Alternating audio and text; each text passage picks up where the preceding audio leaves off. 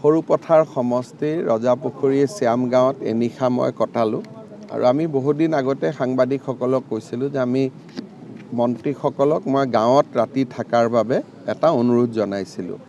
এতিয়া আমি সিদ্ধান্ত লৈছোঁ যে এজন মন্ত্ৰীয়ে 7 দিন বছৰৰ 7 দিন গাঁৱত থাকিব লাগিব আৰু গাঁৱত কোনো চাৰ্কিট হাউচ IB বাংলোত নহয়, হয় গাঁৱৰ স্কুল নামঘৰ নহ'লে কোনোবা ৰাইজৰ ঘৰত আৰু তাত থাকি ৰাইজৰ লগত কথা বতৰা পাতিব, ৰাতি সিনিয়ৰ সিটিজেনৰ লগত ভাত খাব, ৰাতিপুৱা আই মাতৃসকলৰ লগত পুৱাৰ আহাৰ কৰিব। এটা নিয়ম আমি প্ৰটোকল এটা বনাই দিম।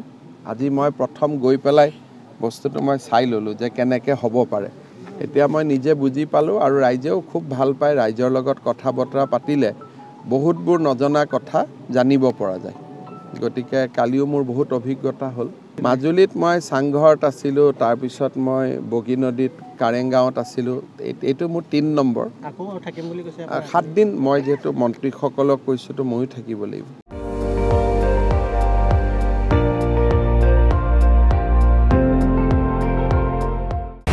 আপুনি চাই আছে ND24, সৰ্বশ্ৰেষ্ঠ নহয় সৰ্বোত্তমৰ দৌৰ।